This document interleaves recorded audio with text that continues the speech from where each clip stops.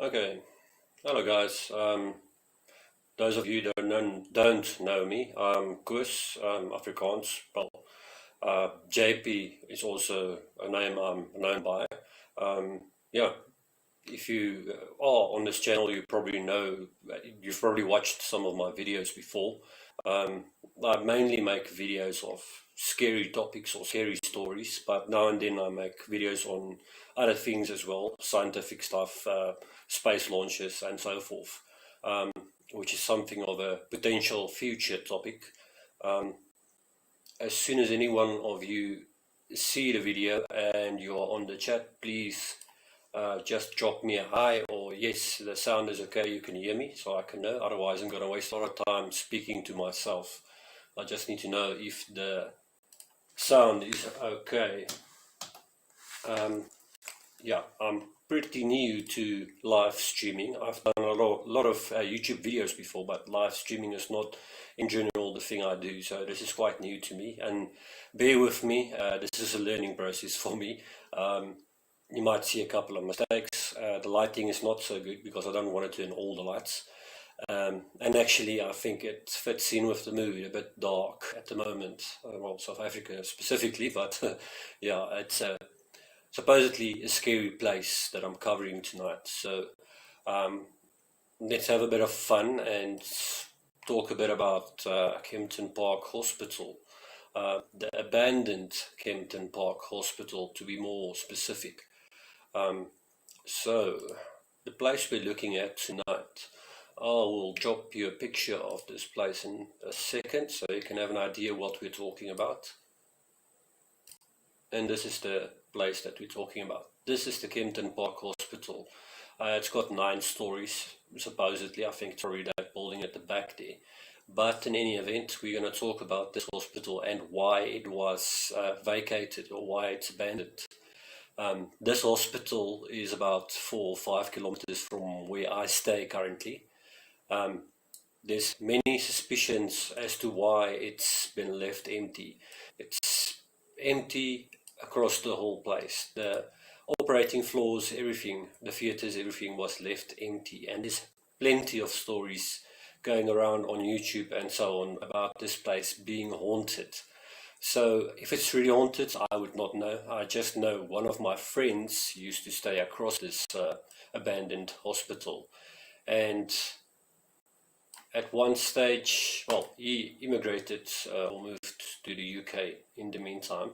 But in any case, he had the suggestion of making a video about this a long time back, but at that stage, I felt there was too many people that did the same thing. So, let's dig into a bit of the history of this place. This place was abandoned somewhere in the mid to late 90s. And on the YouTube videos, you'll see on the comment sections, there's many people that will state, but I was born there in 90 or 80 something, or I had a baby in this hospital in the 80s or 90s. This is actually was a good quality hospital, and no one could really explain why it just went empty without any notice or anything. But the thing is with this hospital, like in any abandoned building story, it is rumored to be haunted. Now, the video we're going to take a look at tonight is from a channel. Let me drag it up here so you can have an idea. It's from a channel called Barely Sociable. So this video basically focuses on the reasons as to why this hospital is vacant or, well, empty. So it doesn't focus on the ghosts or potential haunting of this place. So, like I said, it doesn't focus on the fact that it might be haunted or anything like that. So it's just a video explaining why it's, well, supposedly why it's empty and is the way it is. Like I said, this video is brought to us by Barely Sociable. It's not my video. I don't proclaim to have the rights to it.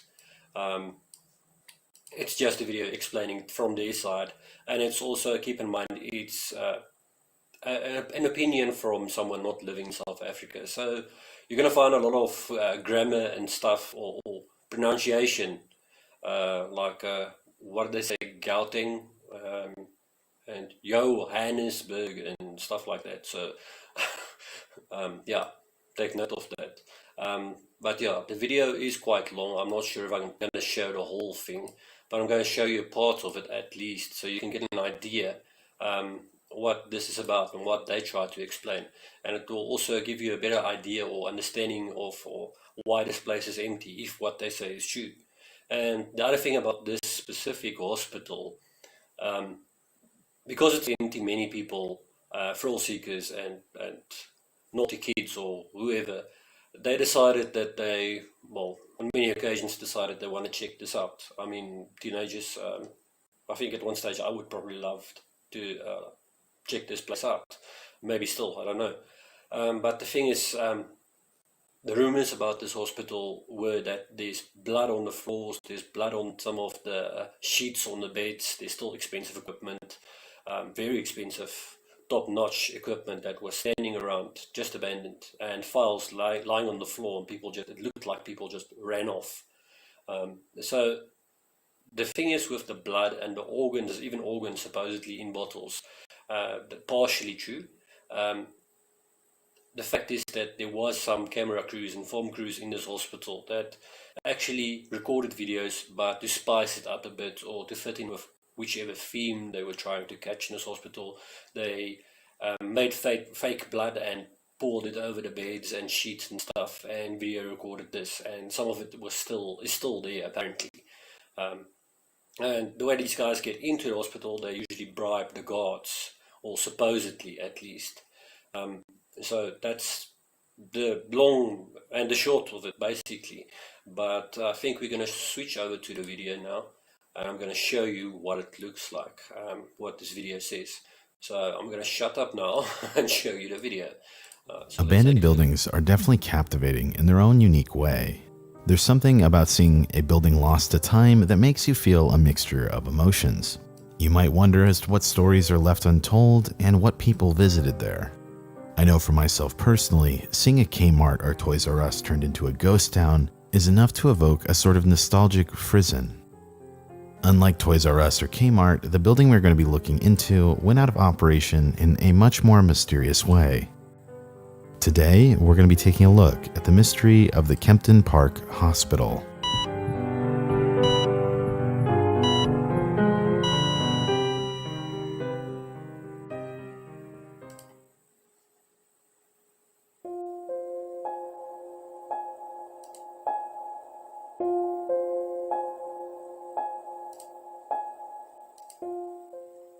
The tale of the Kemptonpark Hospital is one shrouded in mystery.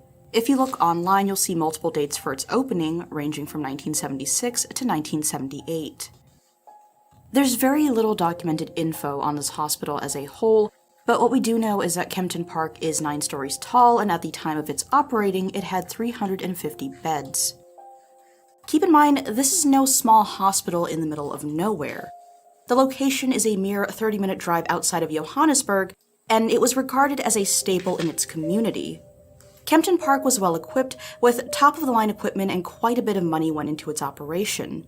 As far as we know, everything was running smoothly until one fateful day. On December 26, 1996, the hospital closed its doors to new patients and no statement was given. All the staff was moved out at some undisclosed time in 1997, and there was no further explanation. The building went from a state-of-the-art facility to a ghost town. Interestingly enough, Kemptonpark was marked as quarantined and it was later fenced off. Locked inside were millions in medical equipment and thousands of confidential patient files, all abandoned. To this day, the South African government has done nothing to it since it initially closed its doors, leading many to speculate as to what actually happened. Many of the valuable contents have been looted, while thousands of personal patient files now sit scattered across the ground. All of this is incredibly eerie, so what happened to the Kemptonpark Hospital? Why did everyone just pack up shop without any explanation?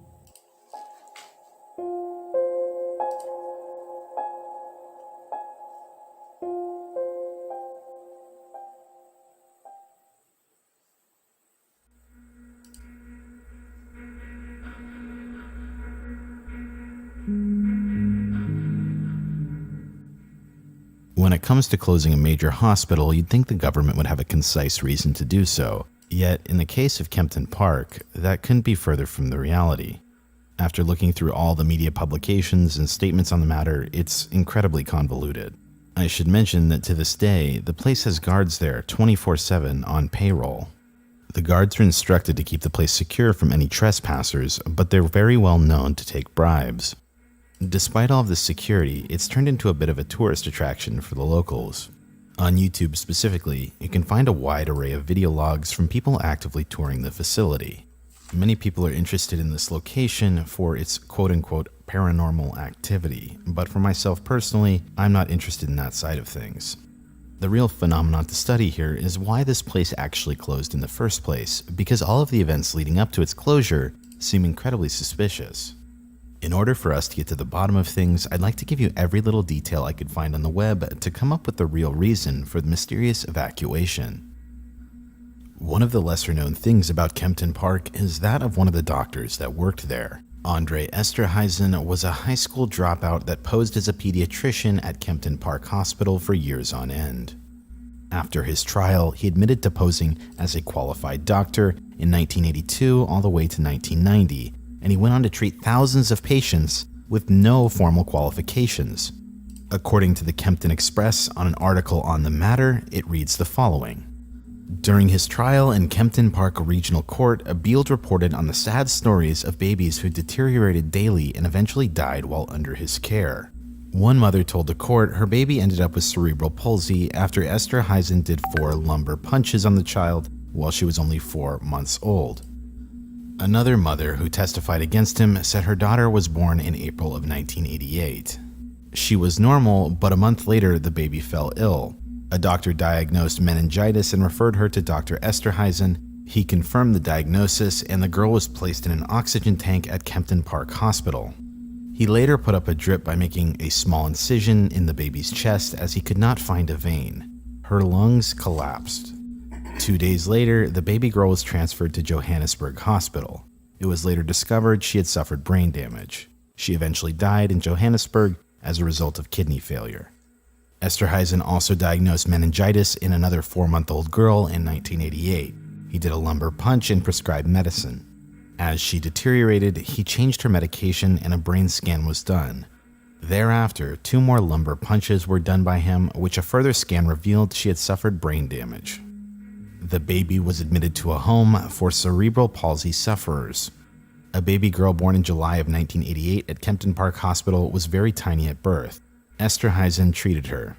At first, the baby did well, but was then put in an oxygen tent because a, quote, problem occurred. She died that same day. Fight the car insurance regret monster!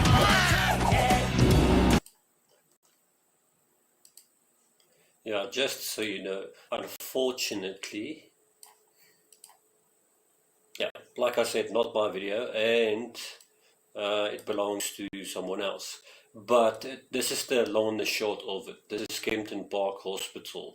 So there's a lot of allegations of fake doctors like this Esterhuizen guy that apparently was a fake doctor. He had no qualifications whatsoever, but he was treating patients.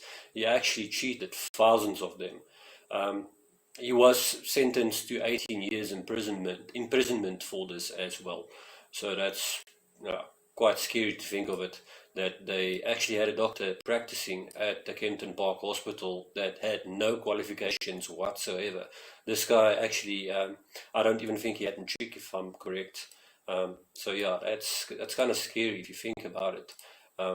Someone actually practicing medicine and he's got no qualification whatsoever. So that's quite an interesting story, and I would ask you to please subscribe to these guys. Yeah, so they've got many videos that's similar to this one, and I would suggest that you check out their channel. It's worth the watch. Yeah, then I plan to in future do a couple of videos in regards to SpaceX and Starship launches, and there's going to be a few coming up. Some of the most important ones are going to be well, upon the completion of the SN20 Starship and booster number 4, I think, yeah, booster number 4, that it's going to be launched with. If you checked out my previous videos, you'll understand why this is so important for the human race, not just for SpaceX. After all, the space missions of the Apollo era actually catapulted us into a new era of technology, science and technology, because stuff like the developments they went through and so on, it advanced the human race as a whole. Imagine going somewhere and having to use your map, and you can't use GPS, for example, even stuff like microwaves and smartphones and computers. None of it would exist if there was no space race. So yeah, that's quite an interesting topic that I plan to cover. I just need to find out where I can get the right video footage to share the live streams. There is some that is shareable, so I'm going to try to do that for you, so we can take a look at Starship launches in future. That's coming up. The SN20 launch, that's supposed to be the first orbital Starship. In other words, the first one that goes literally out of the atmosphere and into space to orbit around the Earth. It was originally supposed to launch. Stutter, my Engels is nie altyd so goed nie. Not my first language, but in any case, that was a Starship that was supposed to launch in July, but we all knew that was not going to happen. So that's probably going to take place either later this year or early next year. I'm hoping for later this year. The faster it develops, the quicker the launch will be. And the development on the starbase at which they're going to launch it from is quite astonishing. They're actually increasing the size of the high bay. Not increasing it, they are actually building a new one that can potentially fit 4 boosters, super heavy boosters, which is quite it's going to be quite a sight. That's a massive structure that they're going to build quite soon. And the launch support tower, that's, I think they fitted the 9th section on it now, which is quite amazing. Yeah, so I hope you guys are going to support me when we watch this launch. I'm going to try to do it live, so I can stream it myself. It's going to be awesome. That's something really to look forward to. The other thing is also Starlink. I think they've got 1,800, give or take, satellites in orbit now, and the satellite coverage are covering the globe by now. Like I said in some of my previous videos, unfortunately, we will not be able to get Starlink satellite connections in South Africa as yet, potentially never, because the South African government reckons that SpaceX are not black owned, or they want majority owner to be black or something along those lines, which is totally ridiculous.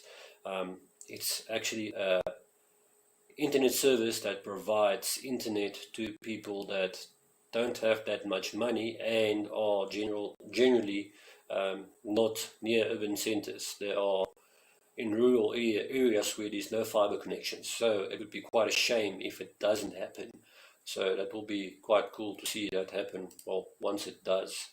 So I can't really wait to see that happening. But in general, just about myself, I'm just I do these videos, I would say out of boredom to a degree, but I find it nice to share an opinion or my opinions. And yeah, I used to read a lot, like you can see behind me with these books. I haven't read a book in a while, quite a while. Yeah, actually thanks to my brother-in-law in New Zealand that I started reading books, especially fantasy novels, if you can put it like that. My favorite writer, Robert Jordan, the Wheel of Time series, quite a good series if you're into science fiction or fantasy books. It's quite a good writer. Terry Goodkind also good. Yeah, I used to read a few more historical books on one stage, like religious books about different religions and how they work. The ones I have is quite outdated, unfortunately, on the religion part, and a couple of books on the Second World War. You'd be surprised, old books.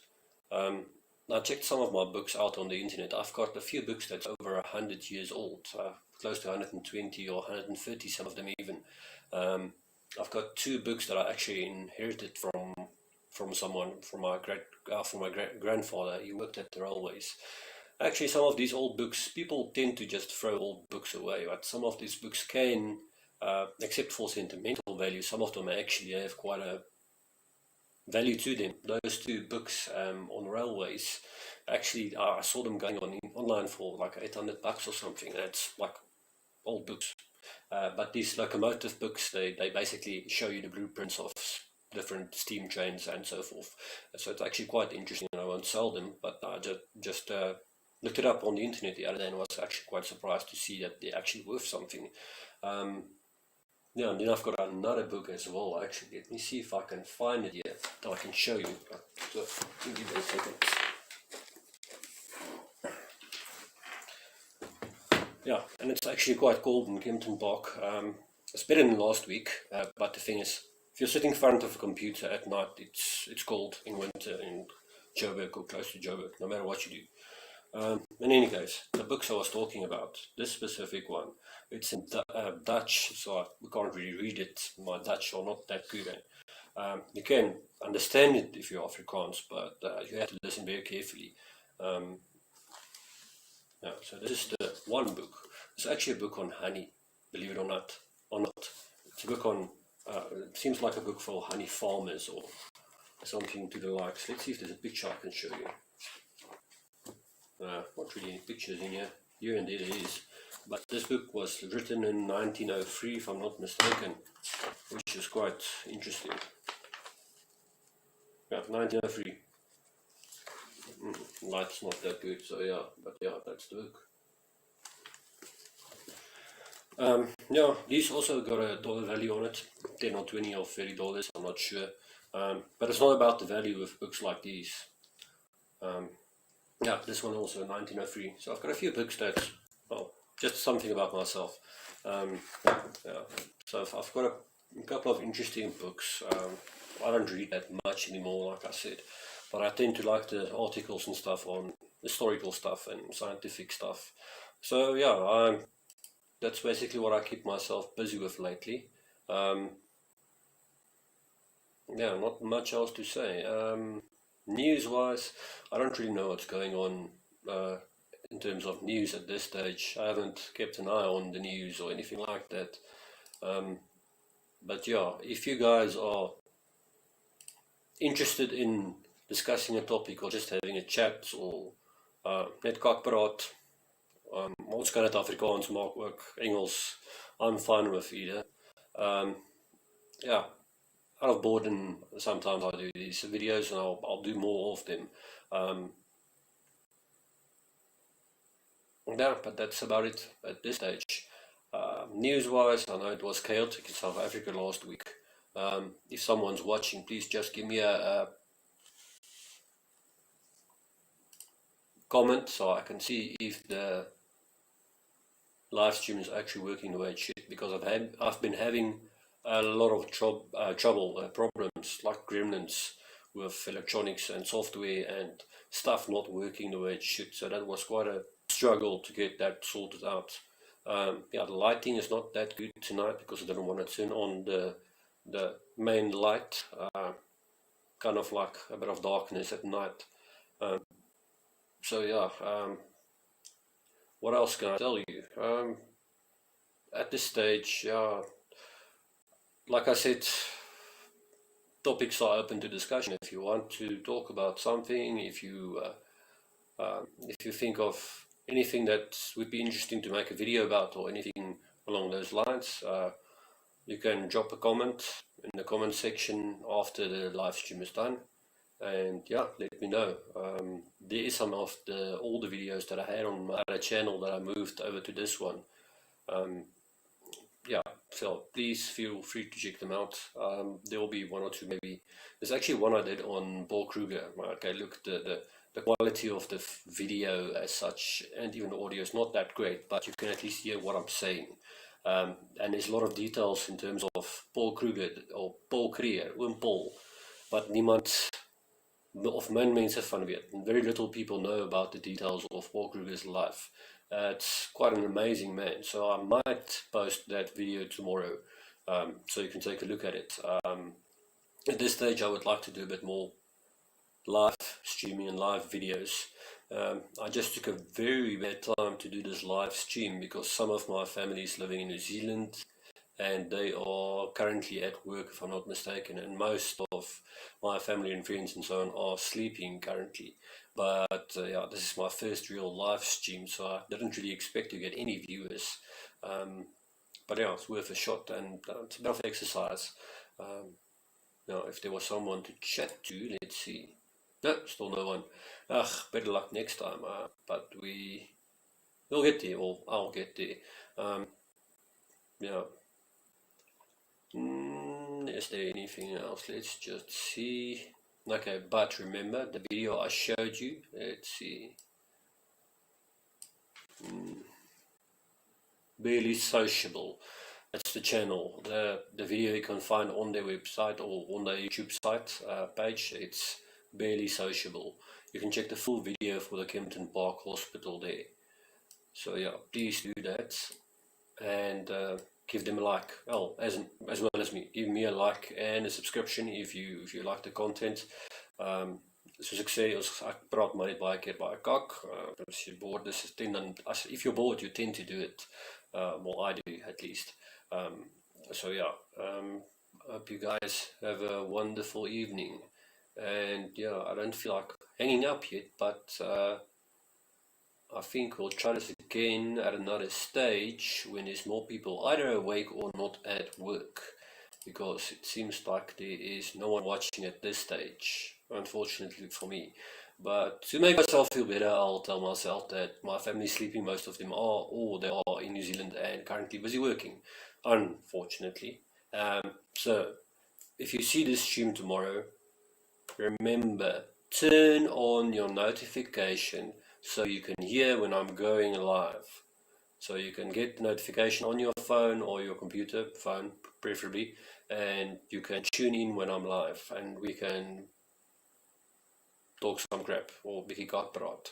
I'm not going to copy someone else who always has this Bicky Katpraat show. I think most of you know who that is. Nice guy, but yeah. I'm not going to copycat anyone, but please guys, feel free to like, share and subscribe. I'll have some more live streams, and if you've got any ghost stories that you want me to cover, please send them. I can make a video and I'll talk to you about the video. You can find my email address on my channel page, and you can send me a mail and I can tell your scary story, or even if you have a suggestion. I haven't made one in quite some time. I used to make these stories about scary events and stuff that happened to people, true life stories. They've been running a bit dry since the lockdowns and stuff for some reason, and YouTube algorithm is not always that favorable in sharing videos. So please, if you have a story that you'd like to send it to me. You can remain anonymous. And if you've got suggestions like the Kemptonpark Hospital that you would love or like me to cover, or so on, you can send the suggestions to me, or you can just drop them in the comment section. So please feel free to do that. And yeah, I think I'm gonna end the stream there, and I'm gonna hope to hear from you, and I'll probably have another stream tomorrow. I'll see what it looks like. Depending on the time zone differences, maybe I should maybe make one that fits in with the New Zealand time frame, so we can have a bit of a chat. So my family over there, keep well, and I will see you tomorrow. Yeah, just drop a comment, and keep in mind I am totally new to streaming and the specific software I'm using, so there will be a few glitches and I'm still learning. So yeah, keep an eye out, and like I said, turn on your notifications, so when you're not at work, you can get a notification. Well, even if you're at work, if you can sneak off and watch my video and tell me hi and bye. I can't watch your video now. But thanks, guys. I appreciate it, and I'll see you again possibly by tomorrow, and then I'm gonna end the stream there, and I wish all of you have a lovely weekend. Those of you that don't see you on the live stream over the weekend, but keep safe, keep well, and yeah, even if you've got even if you've got news-related topics that we can cover, I think maybe once a week, or if there's something happening that's exciting in the news of South Africa, there's always something happening that's chaotic or exciting or scary. So there's always lots to talk about in terms of politics and news in South Africa, which is something we can always do, or I will probably do. So, and like I said, remember SpaceX launches. I intend to cover them. That should be quite exciting. Yeah. So let's see what happens, and give me your suggestions. And one more thing, less thing. Onthou, druk die knoppie, hou vir my, gooi vir my 'n thumbs up. Subscribe vir my, en dan gaan ek die stream daar eindig. Baie dankie. Lekker aand julle.